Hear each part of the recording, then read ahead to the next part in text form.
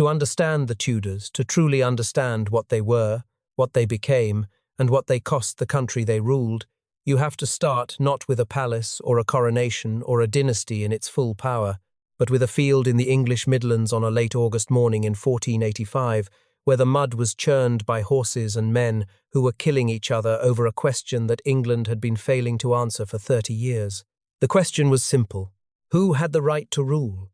The answer, by 1485, had become so soaked in blood and so tangled in competing claims and broken promises and executed kings that most people in England had stopped caring about its rightness and started caring only about its finality. They wanted it to be over. They wanted someone to win, hold the throne, and stop the killing. They did not particularly care who it was, as long as it was someone capable of making the killing stop. England, in 1485, was a country that had aged badly and violently. The Wars of the Roses, named for the heraldic symbols of the two royal houses fighting for the crown, the White Rose of York and the Red Rose of Lancaster, had been running in one form or another since 1455. In those 30 years, England had seen 6 kings and multiple reversals of power, had watched the nobility of the country thin itself through battle and execution, had seen its economy disrupted, and its political institutions strained to the point of collapse. The war was not constant. There were years of relative peace between the battles, but the instability was constant, the threat of renewed conflict always present, the knowledge that any settlement could be unpicked by the right army at the right moment. The country was not merely tired. It was traumatized in the specific way that prolonged civil conflict traumatizes societies, producing a deep collective desire for order that would eventually make people accept almost any ruler who could provide it. Henry Tudor had spent most of his life understanding this about England from a distance. He was 28 years old in August 1485, and for the previous 14 of those years he had been living in exile, in Brittany and France, kept alive, kept in motion, kept out of English hands, by a combination of foreign protection and his own careful avoidance of the mistakes that had killed the other Lancastrian claimants before him. His claim to the throne ran through his mother's Lancastrian blood and through a Welsh royal lineage that was more impressive in Welsh sentiment than in English constitutional law. His supporters knew the claim was fragile. Henry knew it too. What he also knew, what his years of exile watching English politics from the outside had taught him, was that in a country as exhausted as England, the legitimacy of a claim mattered less than the ability to hold what the claim had won. You did not need the best right. You needed to win, to survive, and to make survival permanent before anyone could mount a serious challenge. He landed on the Welsh coast at Milford Haven on the 7th of August 1485, with a force of around 2,000 French and Scottish soldiers, supplemented by Welsh supporters who joined as he marched east. The force was small by the standards of the battles the Wars of the Roses had produced. It was a gamble of extraordinary nerve arriving in a country that was already occupied by a sitting king with a larger army, depending on the promises of English nobles who had every reason to wait and see which way the wind was blowing before committing to anything. Richard III was waiting for him near the town of Market Bosworth in Leicestershire, with a force that outnumbered Henry's significantly and that occupied higher ground. On paper, Henry should have lost. On paper, Richard had every advantage. The paper turned out to be worth almost nothing. The Stanley family held the decisive force on that field, thousands of men, under the command of Lord Stanley and his brother Sir William, who had given assurances to Richard of their loyalty while maintaining a careful private relationship with Henry Tudor. When the battle began, and Richard's forces and Henry's forces engaged, the Stanleys waited. They watched. And then, at the moment when their intervention would be most decisive, they moved not toward Richard, as he had been promised, but toward Henry. Richard, seeing the betrayal happening in real time, made the decision of a man who understood that the battle was lost if he did not change it immediately and personally. He charged with his household cavalry directly toward Henry Tudor, trying to reach him before the Stanleys could intervene. He came close. He was reportedly seen within yards of Henry before his horse became stuck in marshy ground and his cavalry was surrounded. Richard III died fighting, still wearing his crown. He was the last English king to die in battle. When the fighting was over, the crown was found in the mud and placed on Henry's head beneath a hawthorn tree.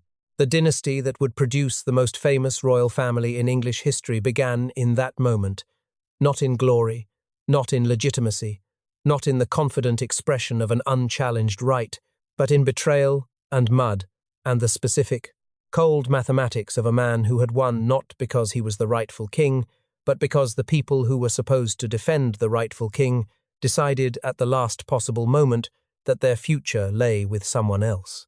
Henry Tudor rode to London as King of England, knowing that the crown on his head had been purchased by the treachery of others, and that the same treachery that had given it to him could, if he was not very careful, give it to someone else. The question of how to make his throne permanent, how to build something that could not be undone by the next battle or the next betrayal, would define his entire reign and set the terms for everything the dynasty became. There is a particular kind of intelligence that only exile produces, not the intelligence of books or tutors or the comfortable education of people who have always been secure, but the intelligence of someone who has spent years watching how power actually works when the decorative language around it is stripped away. Henry VII had that intelligence in full.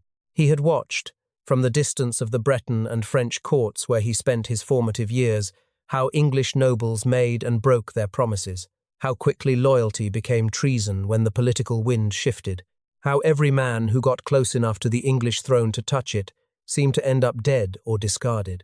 He had survived by being careful, by never trusting fully, by calculating the angle of every relationship before committing to it. When he took the throne at Bosworth, he did not suddenly become a different person. He governed the way he had survived watchfully, patiently, and with a suspicion of everyone around him that his courtiers experienced as coldness, and that was, in reality, the governing condition of his existence.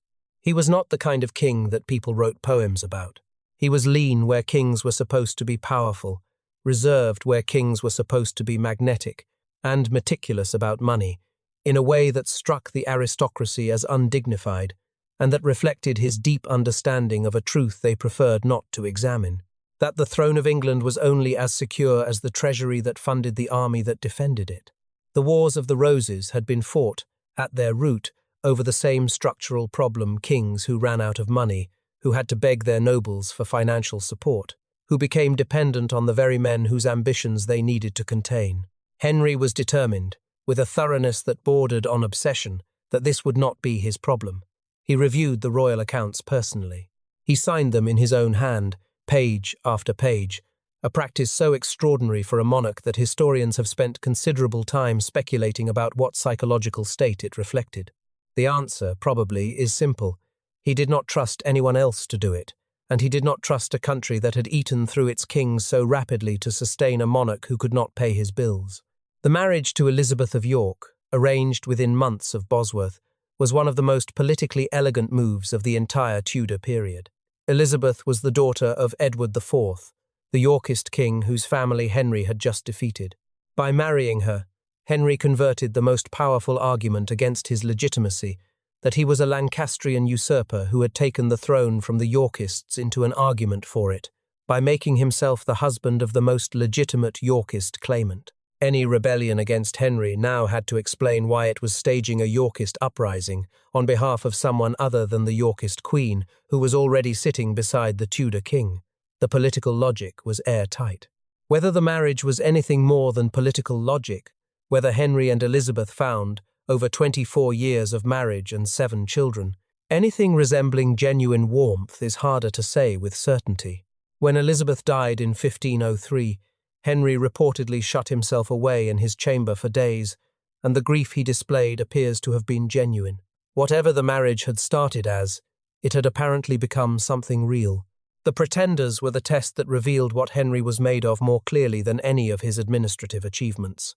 Lambert Simnel arrived first, a boy of around 10 years old, who had been coached by a priest named Richard Simmons to impersonate the Earl of Warwick, a genuine Yorkist claimant whom Henry had imprisoned in the Tower.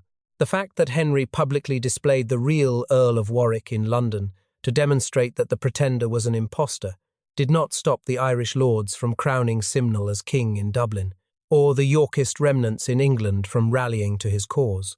Henry defeated the rebel army at the Battle of Stoke Field in 1487, the last real battle of the Wars of the Roses, though history has never given it the recognition that Bosworth received, and then, with Simnel captured, he made the decision that demonstrated the particular quality of his mind.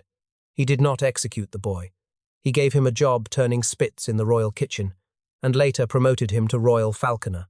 It was an act of calculated contempt, a demonstration that the pretender was so unthreatening, so obviously a tool of others rather than a genuine claimant, that executing him would have given him more dignity than he deserved. The mercy was a message, and the message was received.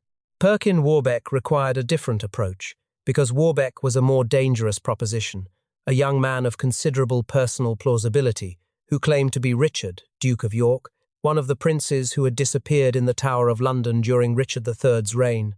Warbeck attracted support from the kings of France, Scotland, and the Holy Roman Empire rulers who found it politically useful to have a rival claimant to the English throne available, and his campaign against Henry lasted, with interruptions, for nearly a decade. Henry's response was not panic and not military escalation, but the slow, patient work of intelligence and undermining. He infiltrated Warbeck's inner circle. He negotiated diplomatically with the European rulers supporting the pretender until their support became more trouble than it was worth. He waited until Warbeck was isolated and then captured him, imprisoned him in the Tower, and waited again until Warbeck attempted an escape that Henry may well have quietly facilitated, knowing that the attempt would give him the justification he needed. Warbeck was executed in November 1499, along with the real Earl of Warwick, who had been imprisoned for 14 years for the crime of having Yorkist blood, and therefore representing a threat that his own apparent passivity had never diminished. Henry VII died in April 1509, aged 52, of tuberculosis. He had ruled for 24 years. He had died in bed. He had left behind a country that was stable, financially solvent, and governed by institutions that his management had strengthened without his needing to demolish them.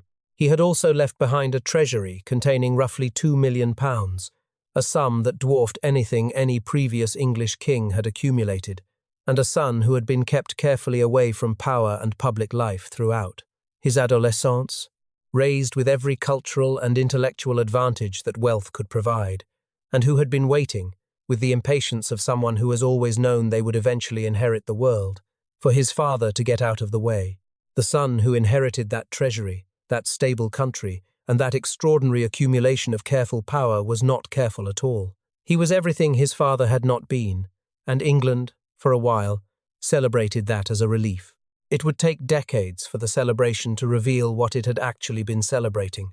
England had not seen a king like Henry VIII in living memory, and the country's response to his arrival on the throne in April 1509 was something close to collective joy.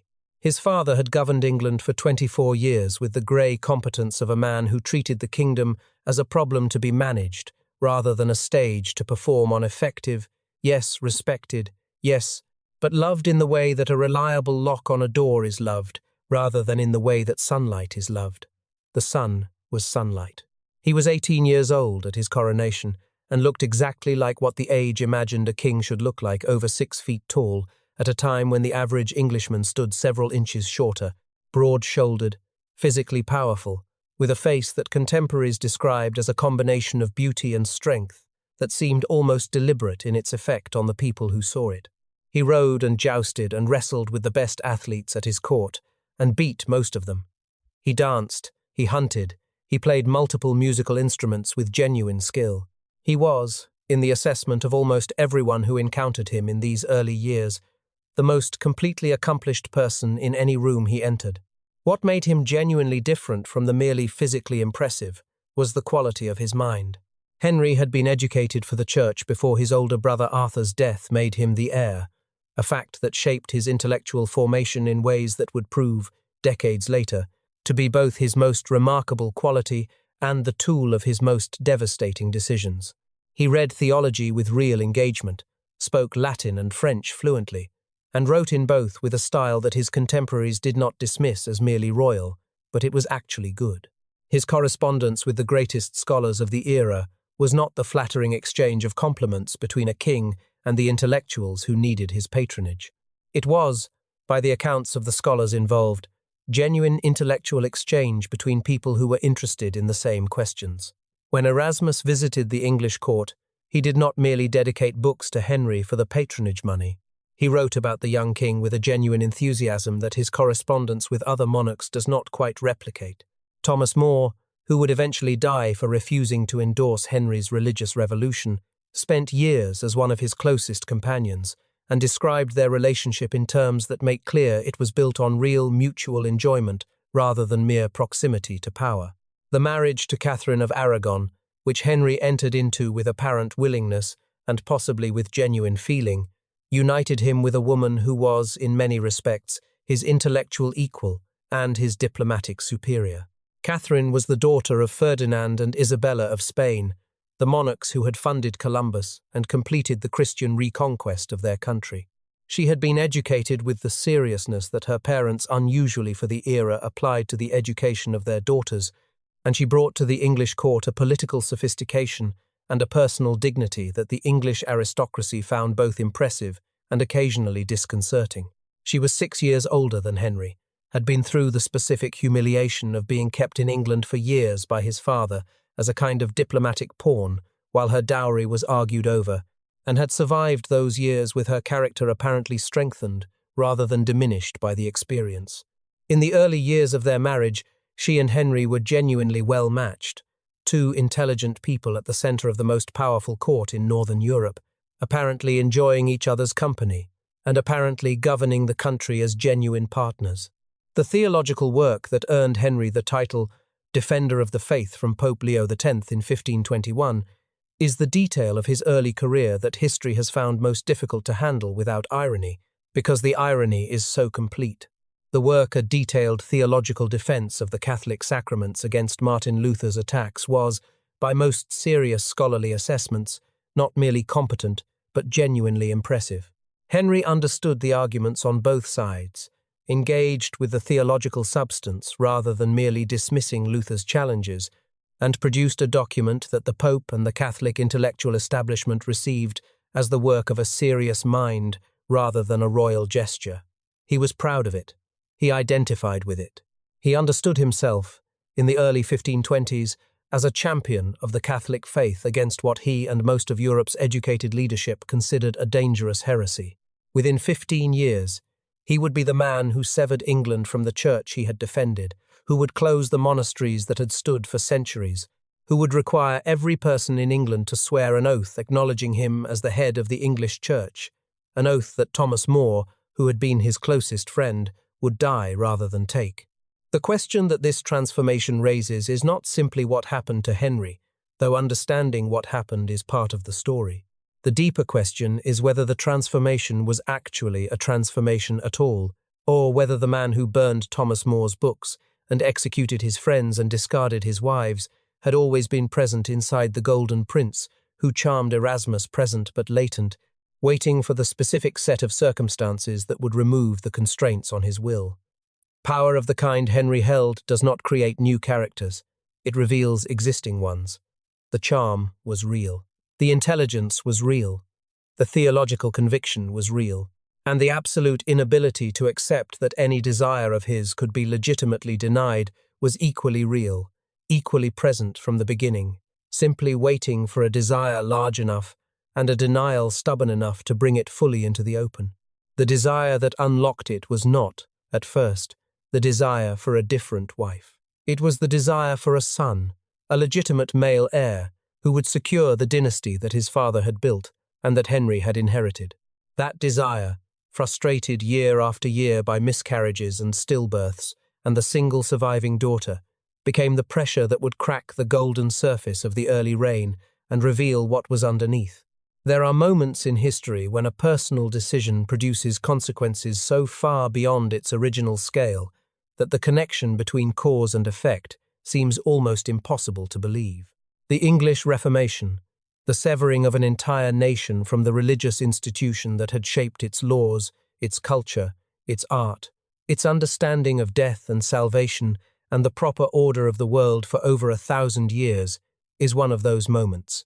And the personal decision at its origin was not a theological awakening or a political calculation about the balance of European power, or even a straightforward act of greed for church property, though all of those things became part of the story once it was in motion. At its origin was something more ordinary and more human than any of those explanations, a man who wanted a woman he could not have, and who was constitutionally incapable of accepting that there was anything in the world he could not have. Anne Boleyn arrived at the English court in the early 1520s, as a young woman recently returned from years spent in the French court, an education that had given her a sophistication, a sharpness of mind, and a self-possession that distinguished her immediately from the other women around her. She was not conventionally beautiful by the standards her era used to measure such things. She was dark where fair was fashionable, angular where softness was admired, and possessed of an extra finger on one hand that her enemies later used as evidence of witchcraft. What she had instead of conventional beauty was presence, an intelligence that made itself felt in conversation, a wit that could match Henry's own, and a quality of attention that made the people she turned it toward feel genuinely seen rather than merely observed. Henry had taken mistresses throughout his marriage to Catherine. His pattern was to pursue, acquire, enjoy, and gradually lose interest, the whole cycle taking months rather than years. He began his pursuit of Anne expecting the same pattern. She refused to participate in it. Whether Anne's refusal to become Henry's mistress was the product of genuine principle, of strategic calculation, or of some genuinely complex feeling that combined both, is a question that the historical record cannot definitively answer. What it can answer is what the refusal produced. Henry's letters to Anne, a series of increasingly urgent, increasingly vulnerable communications that survive as some of the most revealing documents of the Tudor period, show a man who was genuinely in a condition he did not fully recognize, because the condition was not one he had experience with. He was in love with someone who would not give him what he wanted. He was willing to wait, to negotiate, to promise, to change his entire world if necessary, to obtain it. Anne, understanding what she had, and understanding the specific window in which it was available to her, told him what it would take. It would take marriage. It would take a crown. It would take him removing the existing queen and replacing her with Anne not as a mistress, not as a favourite, but as his legitimate wife and the mother of his legitimate children. Henry agreed. The earthquake was set in motion. The theological argument Henry constructed for the annulment of his marriage to Catherine was not entirely cynical. He appears to have genuinely convinced himself that his marriage had been invalid from the beginning, that God had expressed displeasure at his union with his brother's widow through the deaths of the sons Catherine had tried to carry to term. The argument was based on a passage in Leviticus that prohibits a man from marrying his brother's wife. The counter-argument that a different passage in Deuteronomy commands it under certain circumstances, and that Pope Julius II had specifically granted a dispensation for the marriage, was equally solid theologically. The problem was not the theology. The problem was the politics. Catherine refused to agree that the marriage was invalid, refused to retire quietly to a convent as Henry urged, and maintained with a dignity and a stubbornness that drove him to fury that she was his lawful wife and the lawful queen. And Catherine's nephew, Charles V, the Holy Roman Emperor, controlled the military forces that surrounded Rome. The Pope was not, in the most literal and physical sense, free to decide this question on its theological merits. What Cromwell and Cranmer built in response to this impasse was audacious in a way that required either genius or a complete willingness to follow the logic of Henry's desire wherever it led. They constructed a legal and theological framework through which England simply removed itself from the jurisdiction that was blocking what Henry wanted. The Acts of Supremacy passed through Parliament between 1532 and 1534 declared the King, not the Pope, to be the supreme head of the Church of England. English ecclesiastical courts, now operating under that supremacy, could grant the annulment that Rome had refused. The marriage to Catherine was dissolved.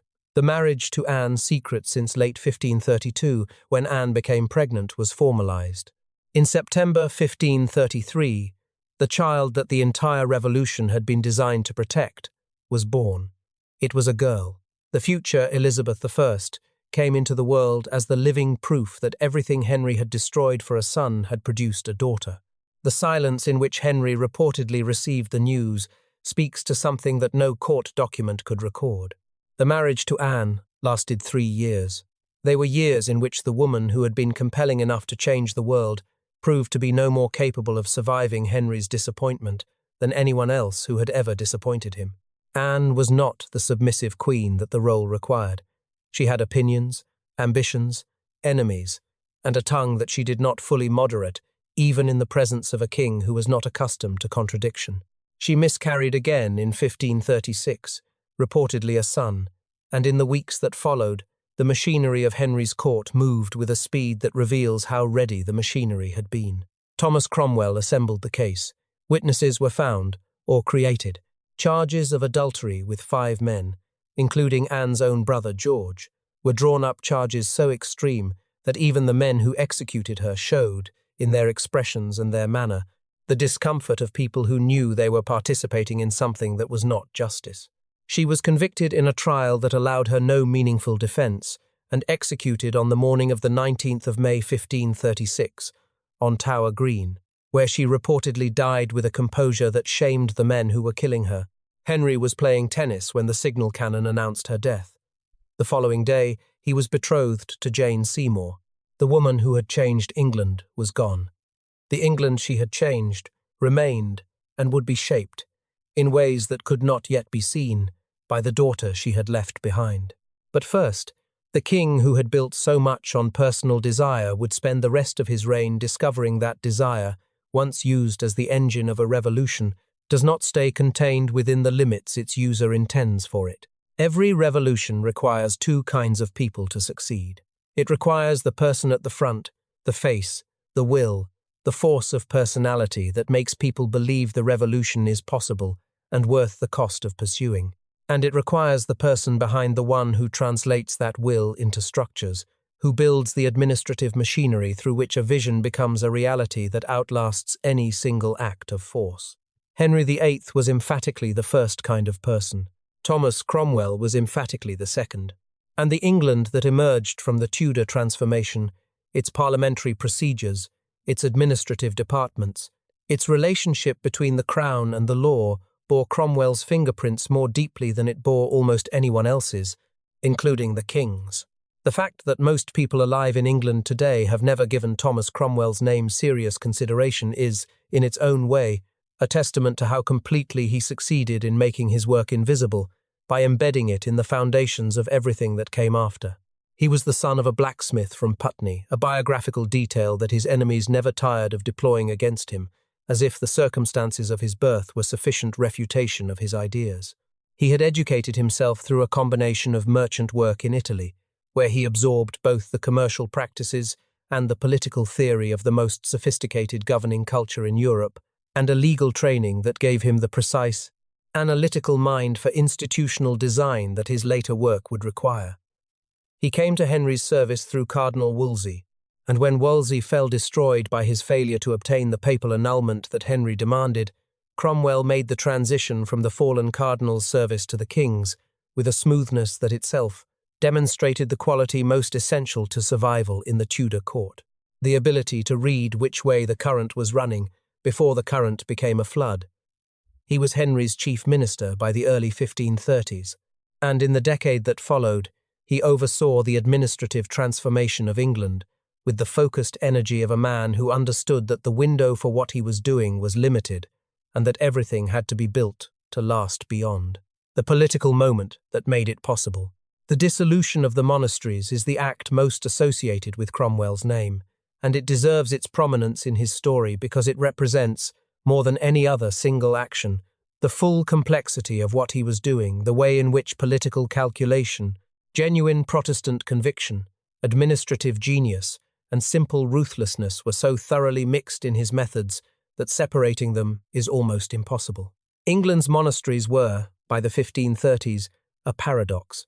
They were genuine centres of learning, hospitality, and social welfare, in many cases communities that had accumulated not just land and income, but manuscripts, expertise, and traditions of scholarship that had been built over centuries. They were also, from Cromwell's perspective, precisely the kind of institutional power that a genuine royal supremacy could not afford to leave in place. An England in which the Church owned a quarter of the land and maintained its own courts and its own international loyalties through Rome was not an England in which the king was actually supreme. The dissolution resolved both the political threat and the financial opportunity simultaneously, with a thoroughness that reflected Cromwell's understanding that half measures created problems, while complete measures created facts. The cultural cost was devastating in ways that the people directing the dissolution were not particularly concerned to prevent. The monastery's libraries containing manuscripts that in many cases were the only copies of texts that had survived from the ancient and medieval worlds were dispersed by agents who were looking for lead, roofing, and valuable plate, and had no particular brief to worry about what was written on the parchment. Books that had been copied and preserved and annotated across generations ended up sold to bookbinders who used them as covers, burned for warmth, or simply left to rot in the buildings whose roofs were being stripped. The scholarly communities that had maintained these libraries, the monks, and the lay brothers who had built traditions of learning in specific houses that took generations to develop, were scattered with pensions that were often inadequate and sometimes never paid. John Leland, the royal antiquary, made a desperate effort to record what was being lost, travelling the country and cataloguing manuscripts before they could be destroyed. And his accounts of what he saw, warehouses full of irreplaceable books being sold by weight, are among the most painful documents of the entire period. The Pilgrimage of Grace, which erupted in the north of England in 1536, was the largest popular uprising of the Tudor period, and is the most direct evidence of how thoroughly the dissolution had broken the social contract that the monasteries maintained. The north was poorer than the south, more dependent on the religious houses for the services they provided, and more conservative in its religious sympathies. The uprising drew together genuine popular anger about the monastery's closure, genuine religious feeling about the break with Rome, and genuine economic resentment about enclosures and taxation, a coalition of concerns that produced an army of perhaps 30,000 people who marched under the banner of the 5 wounds of Christ, and whose demands were not revolutionary, but restorative. "Give us back what you have taken." Henry negotiated with them, promised concessions he had no intention of honouring, waited for the uprising to lose momentum, and then, when a smaller subsequent rebellion gave him the pretext he needed, executed the leaders with a deliberateness that was designed to communicate a message to every other community in England that might be contemplating similar grievances. The message was received. Cromwell's end came from the same vulnerability that had always been the specific danger of his position. He served a king whose favour was the only thing that stood between him and the enemies who had been accumulating against him for years, and when that favour was withdrawn, those enemies moved with a speed that reflected how carefully they had been waiting. The Anne of Cleves disaster, the diplomatic marriage to a German princess, whose appearance in person disappointed Henry so severely that he famously described her as a Flemish mare, gave Cromwell's enemies the opening they needed. He was arrested in June 1540, accused of treason and heresy, and executed on Tower Hill on the 28th of July 1540. By contemporary accounts, the execution was poorly handled. The headsman was inexperienced and took multiple strokes, a detail that carries a particular weight when you consider how many executions Cromwell had signed off on in his years of power. Henry is reported to have expressed regret about the execution in the months afterward, apparently having realized, too late, that he had allowed his enemies to destroy the most capable minister he had ever employed. The regret, if it was genuine, did not bring Cromwell back. The machinery that Cromwell had built, the administrative structures, the parliamentary procedures, the legal frameworks continued to function after his death, because he had built it to function without him. The man was gone. The state he had constructed remained. And in the years that followed, it would prove capable of surviving not just Cromwell's absence, but the increasingly erratic decisions of the king who had first used it and then destroyed its architect. The mnemonic that British schoolchildren used to remember Henry VIII's 6 wives, divorced, beheaded, died, divorced, beheaded, survived, is one of the most efficient pieces of historical memory ever constructed. 6 women, 6 fates, 22 words. What it compresses into those 22 words is 38 years of a king's marriage history, the full arc of a human life becoming more dangerous as it progressed, and the specific story of what happens to people who are placed at the center of absolute power, without any of the protections that ordinary life provides, against the consequences of another person's worst qualities. The mnemonic remembers the outcomes. What it cannot hold is the texture of the lives, the specific experience of being Catherine of Aragon, intelligent and principled, and refusing to disappear even as everything around her was redesigned to make her disappear, or being Jane Seymour, who gave the king everything he wanted and paid for it with her life 12 days later, or being Catherine Howard, a child delivered by her own family into the hands of a man whose capacity for destruction had been demonstrated 6 times before she ever entered the room. Jane Seymour had been in attendance at court during the final months of Anne Boleyn's marriage, and Henry's interest in her was already known before Anne's execution, a fact that casts a particular light on the speed with which the charges against Anne were assembled and prosecuted. Henry married Jane 11 days after Anne's death. The political convenience of the timeline is impossible to ignore.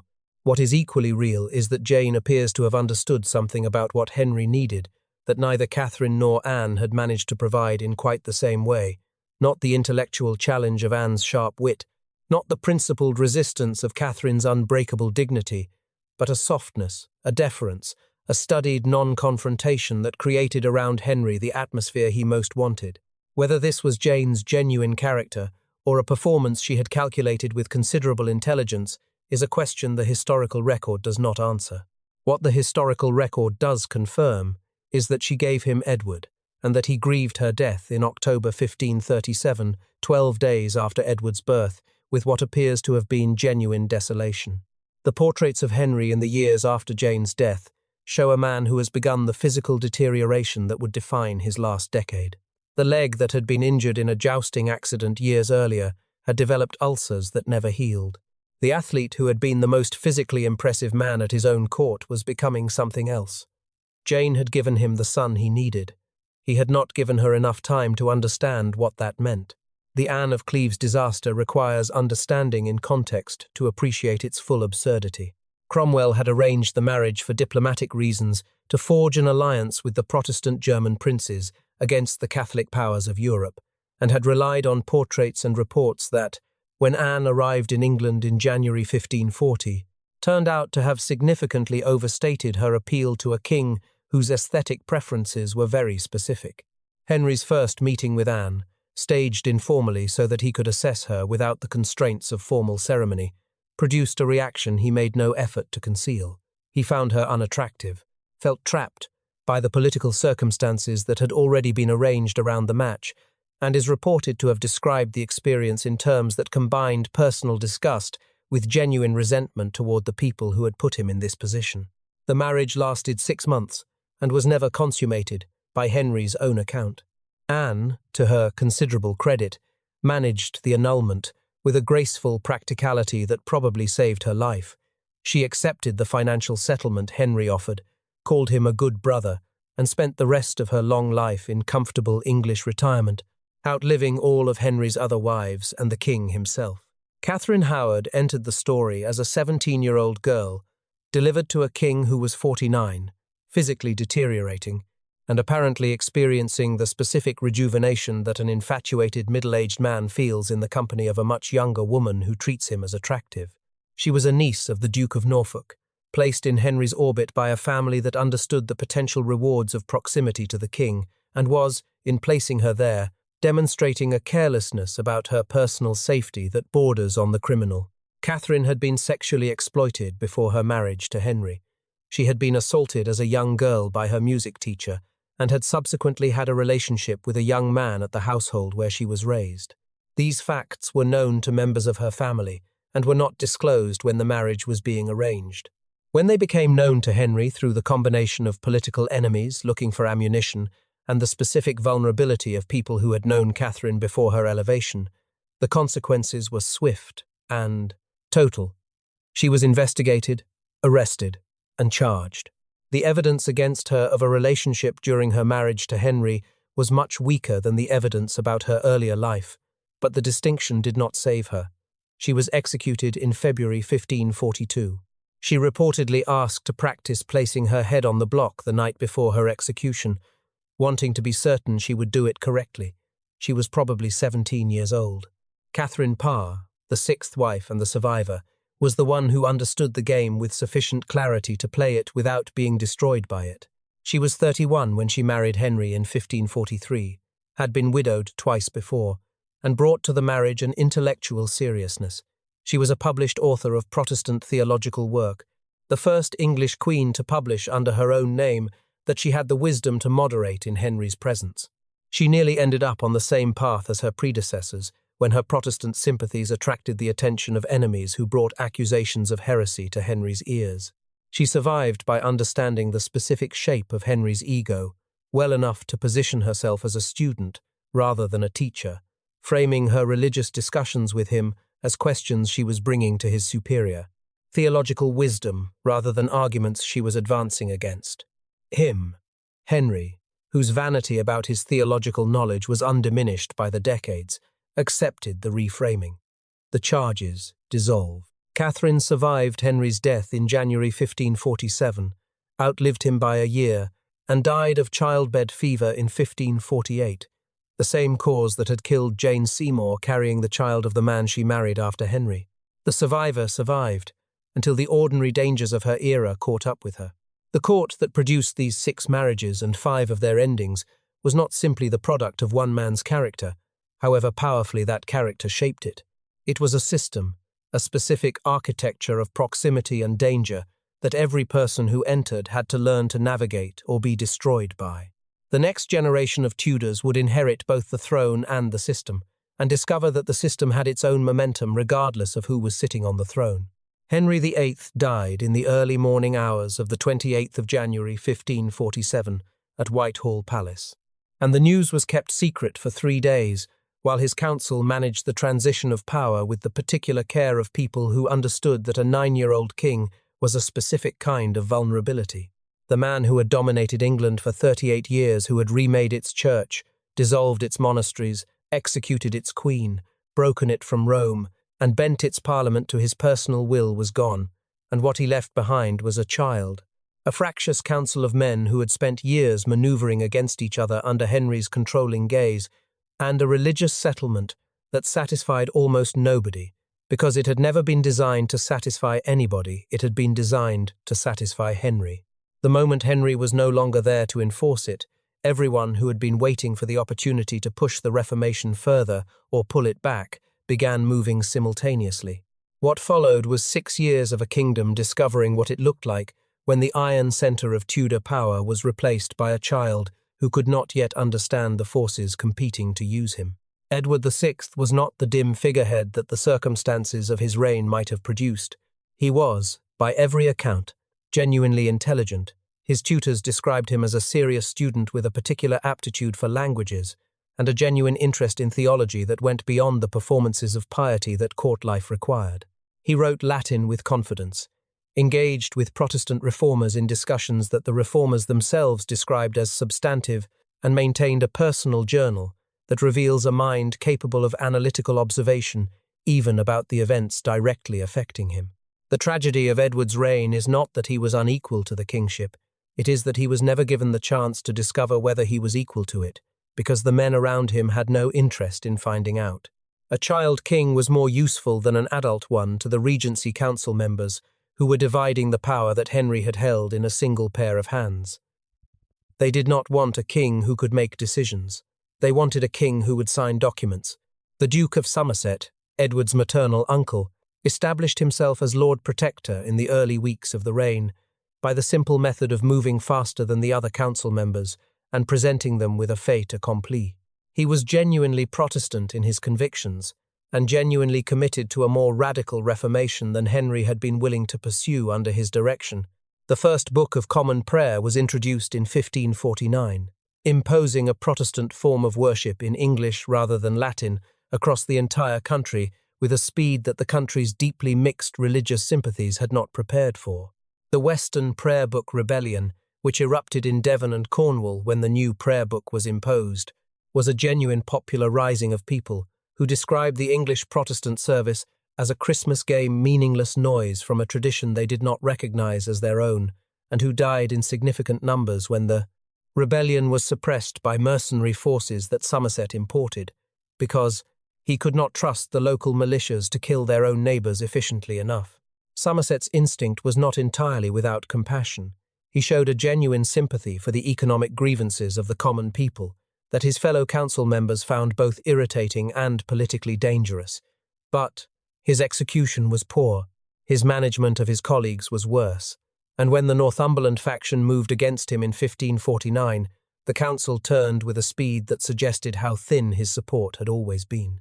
Northumberland was colder, more focused, and more ruthless than Somerset, and under his management, the Regency Council functioned more efficiently, and the Protestant reform moved further in a direction that the committed reformers around the young king wanted. The Second Book of Common Prayer, introduced in 1552, was a more thoroughly Protestant document than the first. It removed the last significant traces of Catholic practice from the official English service and established the framework of the Church of England in a form that was recognizably Protestant, rather than the ambiguous middle position that Henry's settlement had occupied. Edward appears to have approved of this direction with genuine conviction. He was, by his early teens, a committed Protestant who wrote with real feeling about his duty to advance the true religion in his kingdom. He did not understand, could not have understood, at 15 that the adults around him were using his convictions as cover for a succession gamble that had nothing to do with religion and everything to do with the specific appetites of the men who had gathered power around a dying boy. The manipulation of the succession document that Northumberland orchestrated in the spring of 1553 is one of the most nakedly cynical acts in Tudor history, which is a category with significant competition. As Edward's tuberculosis progressed, and it became clear that the king was not going to recover, Northumberland persuaded him that allowing the Catholic Mary to inherit the throne would undo everything the Protestant Reformation had achieved. This was true.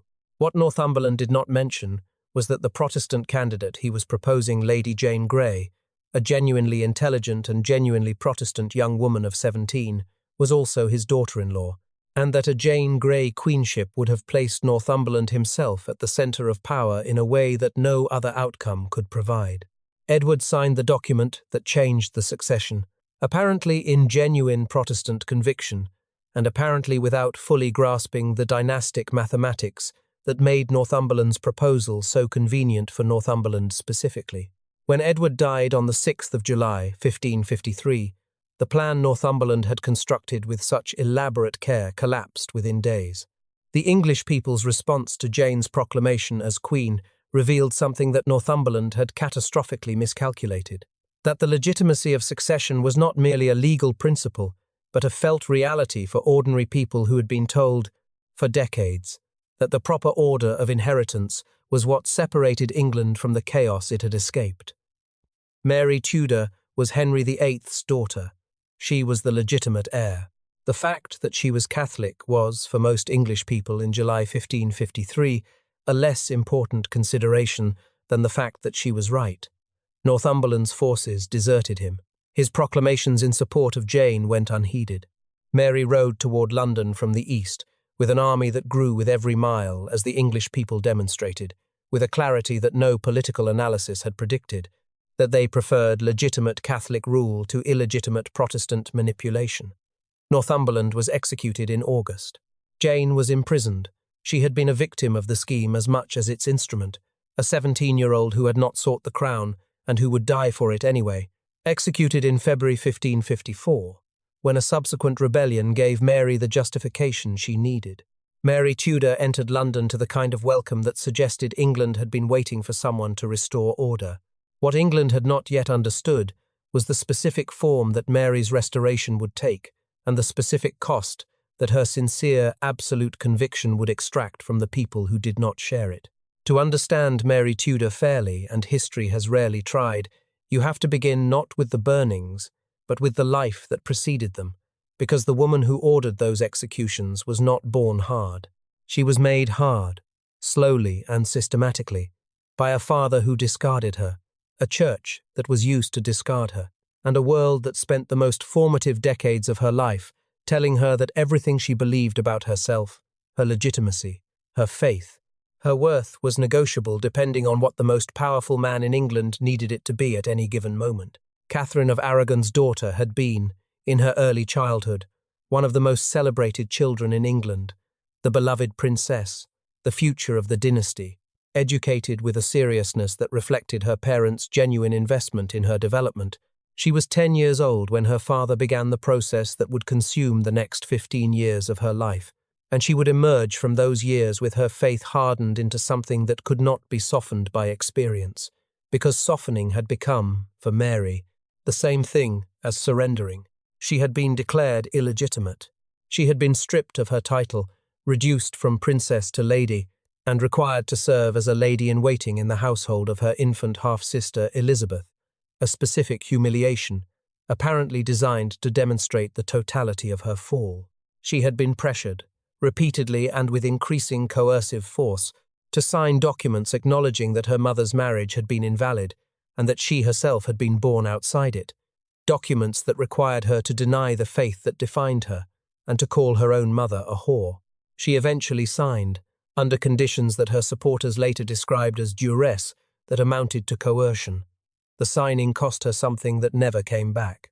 Her physicians noted, in later years, the connection between her recurring serious illnesses and the periods of her life when the psychological pressure on her had been most extreme.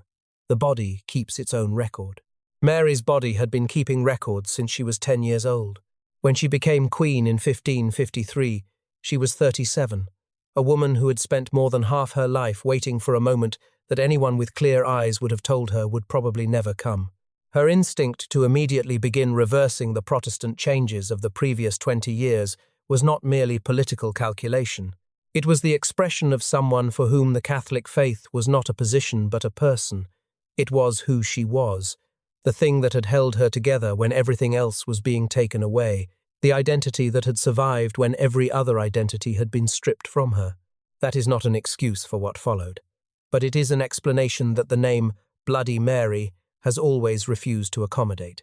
The burning of Protestant heretics began in February 1555, and it is the fact of it, not the theological logic behind it, not the political circumstances that shaped it, not the comparison with what was happening elsewhere in Europe that has defined Mary's place in history.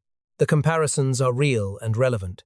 Catholic rulers on the continent were burning Protestants in larger numbers for the same doctrinal reasons, and the practice was considered by the political and theological establishment of the era to be a legitimate, even necessary, response to the threat that heresy posed to the social order.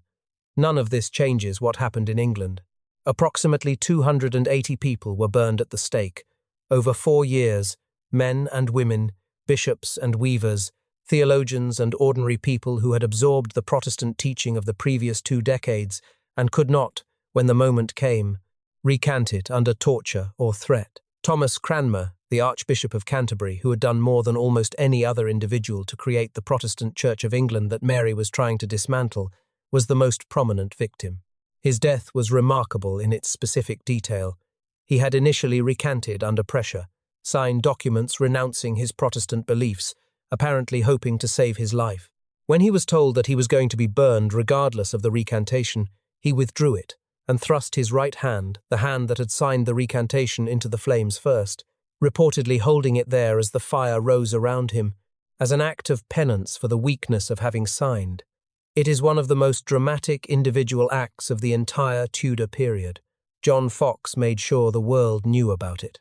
Foxe's Book of Martyrs, formerly titled Acts and Monuments, is the document that sealed Mary's historical fate more permanently than anything she did herself.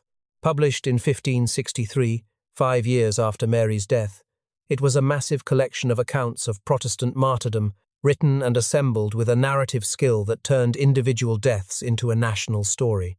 The Protestant victims were not merely people who had been killed for their beliefs, they were heroes of a specifically English faith, a faith that had been tested by foreign tyranny and purified by fire. The book was, by order of Elizabeth I, placed in every English church alongside the Bible. Every literate English person of the subsequent generation grew up with Foxe's account of Mary's reign as the standard reference point. The narrative he created, Catholic rule as foreign tyranny, Protestantism as the authentic English faith, Mary as the instrument of continental oppression, was one of the most powerful pieces of historical propaganda in the English language, and it is still doing its work 5 centuries later every time someone uses the name Bloody Mary without asking who gave her that name and why. Her marriage to Philip II of Spain produced the specific political disaster that her Protestant enemies had predicted and that her supporters had insisted was manageable. Philip was the most powerful ruler in Catholic Europe, the King of Spain, the master of an empire that stretched from the Americas to the Mediterranean, and his marriage to the English Queen was, in the minds of the English population, evidence of exactly the connection between Catholicism and foreign domination that the Protestant reformers had been arguing existed. Philip had no interest in England beyond its strategic value. He spent little time there, showed little warmth toward his wife, and eventually drew England into a war with France that produced the loss of Calais, the last English territory in France, held since the era of Henry V, a symbol of English pride and military achievement, whose loss was felt as a national humiliation disproportionate to its actual strategic significance. Mary died in November 1558, aged 42, without the child she had twice believed herself to be carrying, without the religious restoration she had sacrificed her health to achieve, and without the husband who had never been more than a diplomatic arrangement. Her last months were, by most accounts, a sustained experience of loss. The half-sister who succeeded her had watched all of it, the burnings, the marriage, the loss of Calais, the final illness from a position of carefully maintained Protestant loyalty and carefully maintained personal safety. Elizabeth Tudor had survived her father, survived her brother's regency, survived her sister's reign. She had learned, from watching all three, exactly what kind of queen she intended to be. She had learned how to survive before she learned how to rule, and the education was thorough. Elizabeth Tudor had watched her mother be executed when she was 2 years old, too young to remember it consciously, but not too young for it to shape the world she grew up in. She had watched her stepmother Catherine Howard be taken to the Tower when Elizabeth was 8. She had been declared illegitimate by her father, restored to the succession by an Act of Parliament, nearly executed by her sister's government when Protestant rebels used her name as a rallying point without her permission, and had survived all of it by developing, with the precision of someone who understood from childhood that the wrong word, at the wrong moment, could be fatal, an ability to be exactly what the situation required and nothing more. When Mary died in November 1558 and the crown came to Elizabeth, she was 25 years old and had already received a more complete education in the realities of power than most monarchs accumulated in a lifetime. She knew what it looked like from the outside. She knew what it looked like from the inside. She knew, with a clarity that would define her entire reign, that the difference between the two was the performance, the managed gap between what a ruler was and what a ruler needed to appear to be. The genius of Elizabeth's public persona was not that it was false, it was that it was selective, a curated version of truths about her that served her purposes, deployed with a consistency and an attention to detail that we would today recognize as professional image management. She understood that her subjects needed to believe in the monarch's power, not merely to observe its administrative functions, and she invested in the production of that belief with the seriousness of someone who knew that ceremony and symbol were not decoration, but substance. The portraits of Elizabeth were not merely records of her appearance, they were propaganda, each one carefully controlled for the image it communicated, the symbols it incorporated, the specific message it delivered about the Queen's strength, her purity, her divine favor, her connection to England itself. By the end of her reign, the portraits had become something almost mythological, the face unchanged by age, the clothing almost architectural in its magnificence, the imagery borrowing from classical goddesses, and the Virgin Mary simultaneously. She was packaging herself as an idea as much as a person, and the packaging was so effective that it has outlasted almost everything else about the era. The marriage question hung over her reign from its first day to almost its last, and Elizabeth's management of it was either the most sophisticated long-term diplomatic strategy of the 16th century or the most elaborate exercise in procrastination ever conducted at the level of state policy, and the honest answer is probably that it was both simultaneously. Her counsel pressed her constantly. The logic was undeniable. Without an heir, the Protestant settlement died with Elizabeth, and every Catholic power in Europe had a candidate ready to take the English throne and restore the old faith.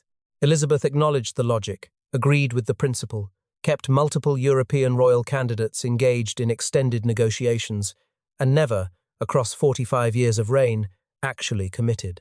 The Spanish ambassador's reports from the English court across this period read, in parts, like the increasingly frustrated correspondence of a salesman who keeps being told the deal is almost closed and never quite is, whether Elizabeth genuinely did not know what she wanted, or whether she understood that the moment she committed to a specific candidate she surrendered the diplomatic leverage that the possibility of her hand provided, is a question that historians have been arguing about for 4 centuries, and will argue about for 4 more.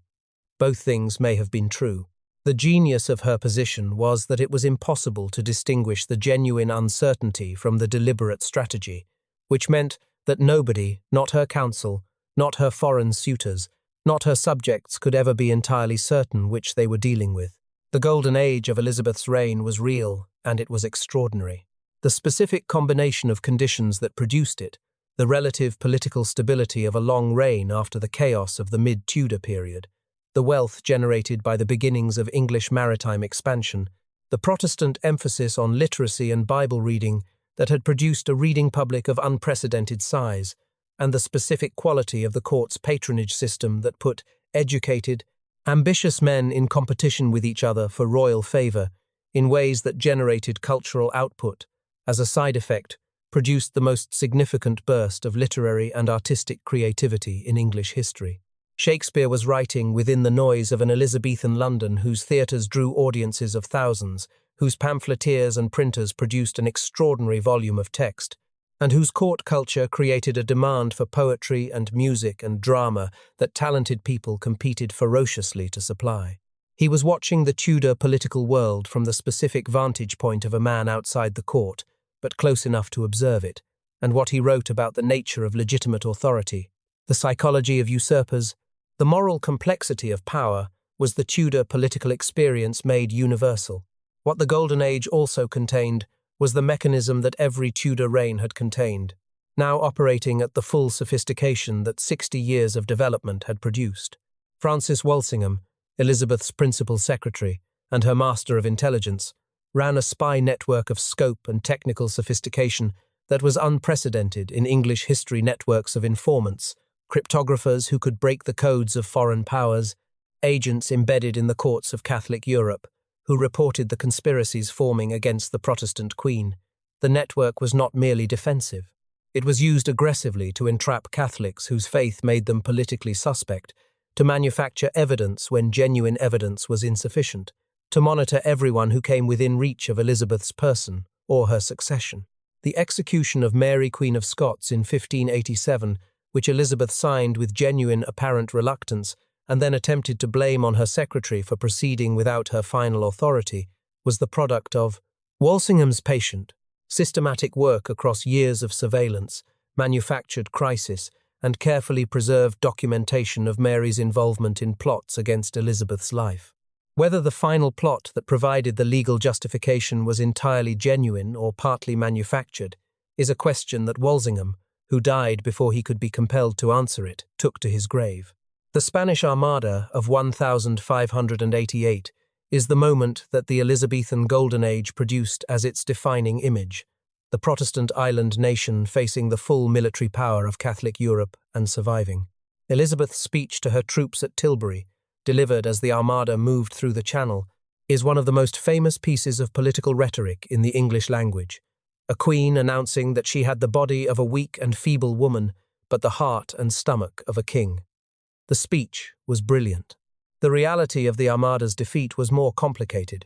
The English fleet was competent, and the English tactics were good, but the storms that scattered and destroyed the Spanish ships as they attempted to return home around the northern coast of Scotland and Ireland did as much to save England as any English action. Providence, the Elizabethan Protestant narrative said. Luck, the honest historical assessment suggests. Both things can be true at the same time. Elizabeth grew old in a court that remained brilliant and became, in its last decade, increasingly dangerous.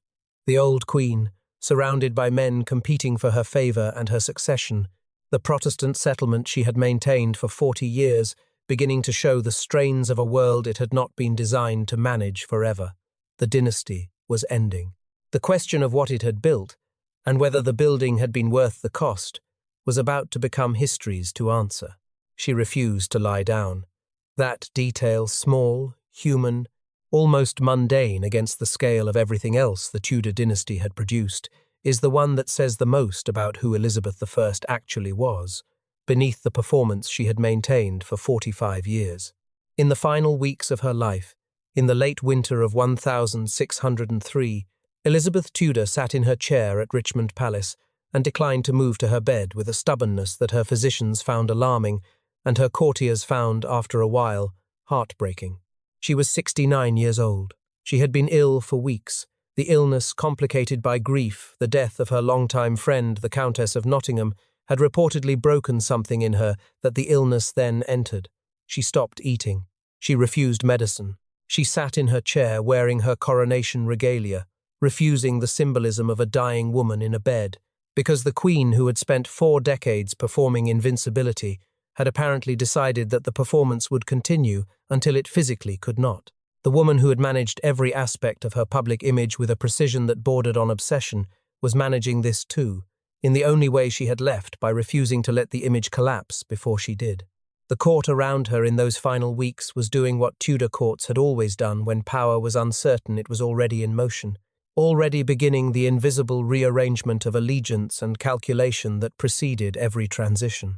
Robert Cecil, the chief minister who had inherited his position from his father William Cecil, Lord Burghley, had been in secret correspondence with James VI of Scotland for months. The correspondence was careful and coded, and entirely treasonous by the legal standards of an England in which, discussing the succession while the Queen lived, had been, for decades, a potentially capital offence. Cecil was not acting out of personal ambition alone. He was acting out of the pragmatic recognition that the succession was going to happen, that James was the most plausible candidate, and that the England he served would be better off with the transition managed than allowed to resolve itself in the chaos that an unmanaged succession had historically produced. He was right. The management was thorough. When Elizabeth finally lost consciousness and died in the early morning hours of the 24th of March, 1603, the proclamation of James VI of Scotland, as James I of England, had already been prepared. He was announced to the people of London before most of them had woken up that morning.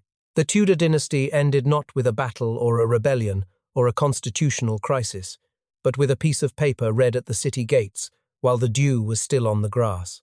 The smoothness of the transition was itself a kind of testament evidence of something that the Tudors had built that outlasted the family that built it.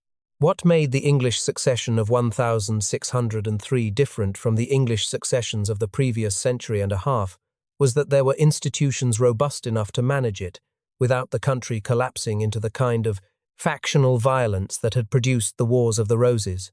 Parliament had been used so consistently by the Tudors as the legal mechanism through which their most significant changes were enacted, that it had developed an institutional identity, a set of procedural traditions, and a self-understanding as the body through which English law was made that no single succession could erase.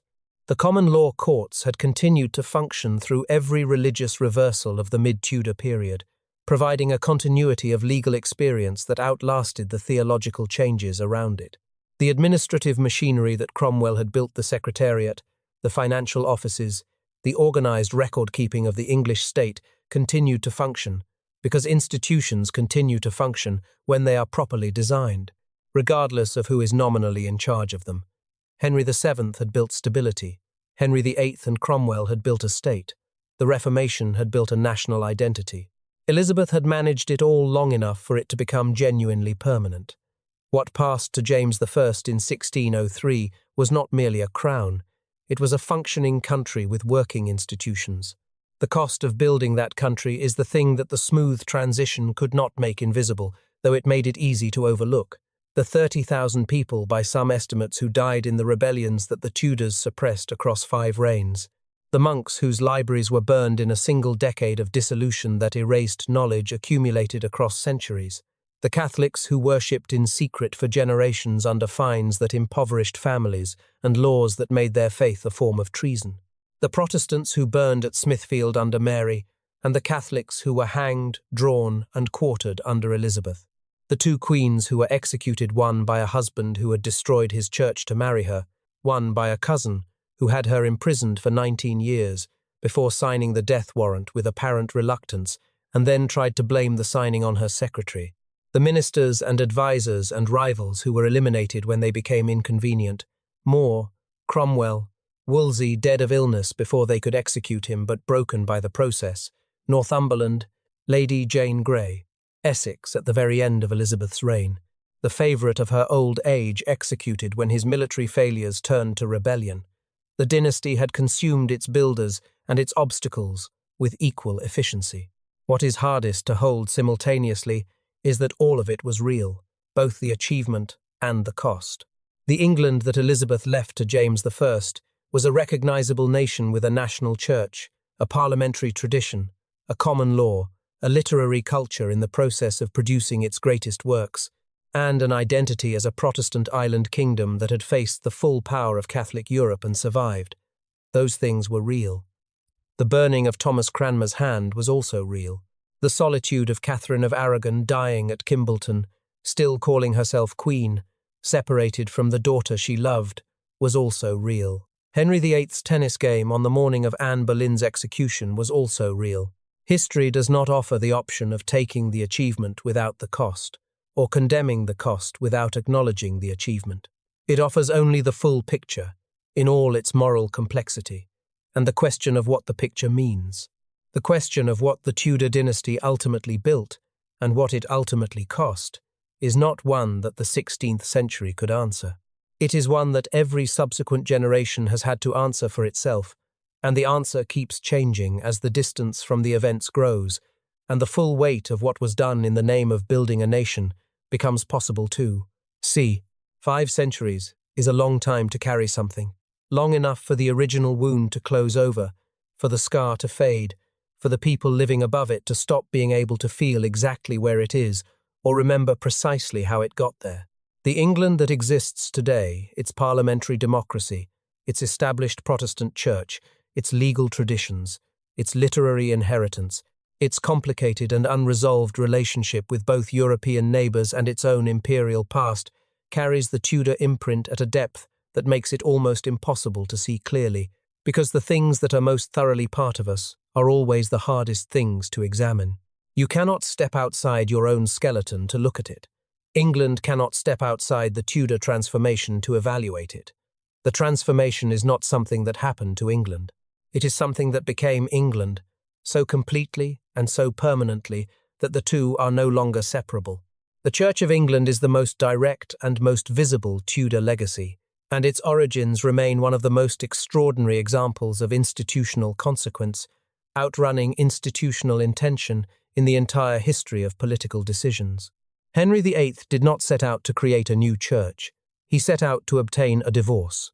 The church he created to give himself that divorce, established through a series of parliamentary acts between 1532 and 1534, developed through the reigns of his children into something with its own theology and its own identity, became the religious home of the English people for 400 years, the institution through which English people were baptized and married and buried, through which English literature absorbed its deepest rhythms from the King James Bible, through which English political culture absorbed its particular relationship between religious establishment and national identity. The Church of England was not designed by theologians working from first principles. It was designed by lawyers working from a king's desire. That origin did not prevent it from becoming something genuine. It only made that genuineness stranger and more complicated than it might otherwise have been. Parliament is the Tudor legacy that carries the deepest irony, because the Tudors used Parliament as a tool of their own power, and in doing so gave Parliament the legitimacy that eventually made it powerful enough to execute a king. Henry VIII needed Parliament to pass the acts of supremacy that made him head of the church. He could not simply declare himself supreme head, because the declaration needed the weight of English law behind it, and English law ran through Parliament. Elizabeth needed Parliament to manage the Protestant settlement, to raise taxes for the wars the Spanish Armada made necessary, to give her decisions the institutional backing that made them durable beyond her own lifetime. Every time a Tudor monarch used Parliament to achieve something the monarch wanted, Parliament became more central to the functioning of English governance and more legitimate as the institution through which English law was made. By the time the Stuarts inherited the throne and attempted to govern without Parliament or above it, they were attempting to undo a process that a century of Tudor practice had made irreversible. The English Civil War of the 1640s, in which Parliament raised an army against the king, fought a war against the king, put the king on trial, and executed him, was not a revolution that came from nowhere. It was the completion of a process the Tudors had begun, the working out of the logic that the king governed through law rather than above it, and that Parliament was the institution that gave the law its meaning.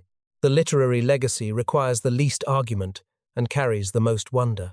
Shakespeare wrote in the last 2 decades of Elizabeth's reign and the first decade of the reign that followed it, in a London that was the product of specific Tudor conditions, a city of extraordinary density and energy, fed by the population growth and the economic activity of a century of relative stability after the Wars of the Roses, served by a printing industry that the Protestant emphasis on Bible reading had stimulated, populated by a literate middle class that the grammar schools partly funded by the proceeds of Cromwell's dissolution had produced. The theatre that Shakespeare wrote for was itself a Tudor creation, public theatre, playing to audiences of thousands that included every level of English society, funded by the commercial economy that Tudor stability had made possible.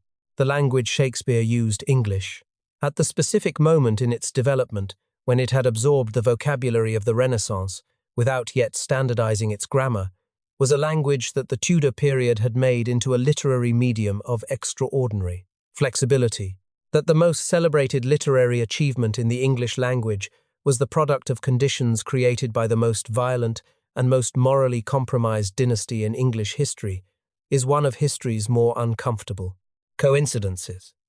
Or perhaps it is not a coincidence at all.